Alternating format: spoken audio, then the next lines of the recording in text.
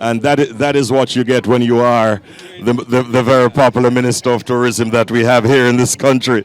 I waited for the past 20 minutes or so, and every time that he tried to make his way into my booth, he was stopped because he's in high demand. I won't keep him for very long. Good night, Minister Bartlett. How are you?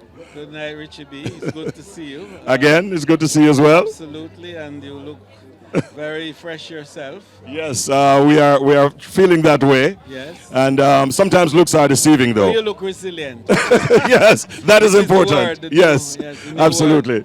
Minister, you're in your element because events like these make not just to make Jamaica look good, but the work that you put into tourism look good and benefit the country. How pleased are you tonight at what is going on at Reggae Sumfest? Well, this 31st renewal has really lived up to the expectations and the billing that we have put.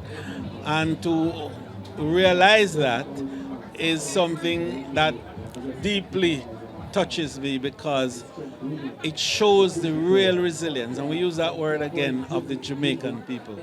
To consider, Richie B, that 2 weeks ago we had a Category 4 hurricane that passed through our coast, damaging such areas as the South Coast and so on, right? Yes.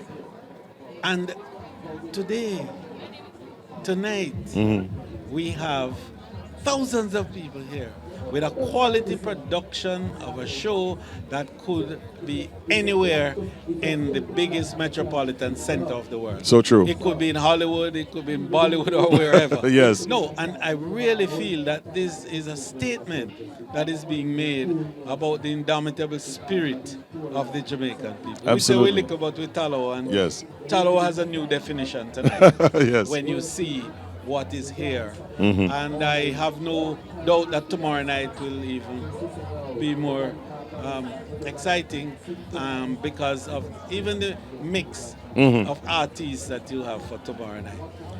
And it brings also a different grouping of enthusiasts. You know, people of my vintage who like...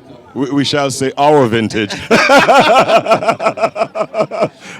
Yes. Who like the music, you know, of the 70s and yes. the 60s and so on. But to make the point that music is so universal and it's all embracing and it pulls all demographics together. And Jamaica being the center of the musical world now because of reggae and because of Bob Marley and because we have been consistent in providing high quality music in this particular genre. It means that we are a nation that people will look to, and we have become the mecca of reggae. Absolutely. So it doesn't matter who is having a reggae event anywhere, whether it's in Rotterdam or wherever.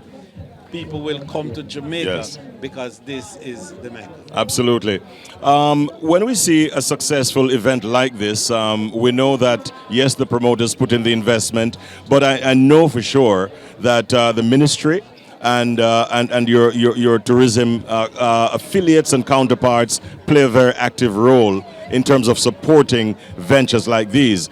Can you say to what extent they get support? Well, we support in many ways. We support by marketing, we support by assisting in facilitating several things, and we make sponsorship contributions as well.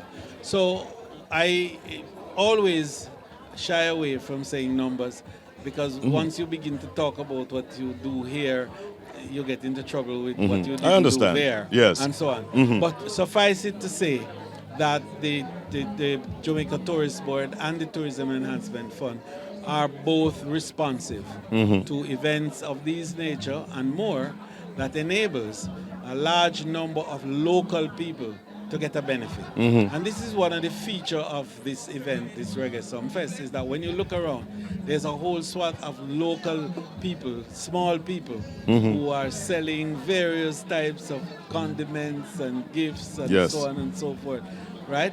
And it means money in their pockets and their families will be fed. Absolutely. And that is a big part of all of this. So Christmas in July, you see just go around, you'll see us here. Yes. Because what we do is to showcase these small artisans and these small entrepreneurs who are out there producing goods and services that the industry needs and that individuals find great utility Yes. value from. So I want to say to Joe Bogdanovich and the team, kudos to you, and let's really make tonight the success that we want it to be, and tomorrow night even greater, and the 31st renewal the best of them all. Absolutely. Minister, there's always something positive going on.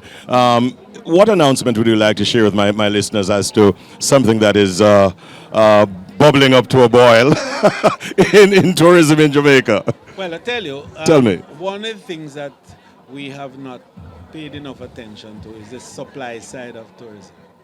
And we all believe that tourism is about the hotels and, you know, the tourists that comes into those spaces. But really, what drives the wealth of tourism are the goods and services that you produce for the consumption of the tourists.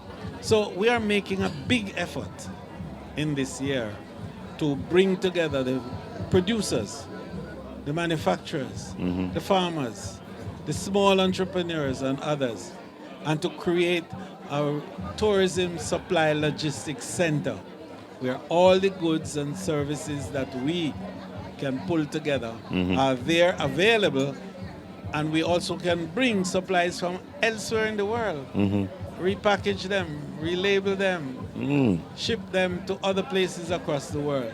And thirdly, to build the human capital, to make more of our people get the skills that are required for the new tourism demands that are coming, especially those with AI, you know, and the digital and virtualized areas of technology now.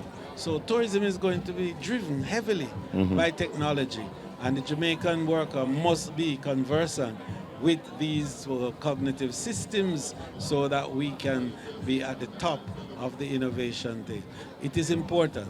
The life of the future belongs to the innovative.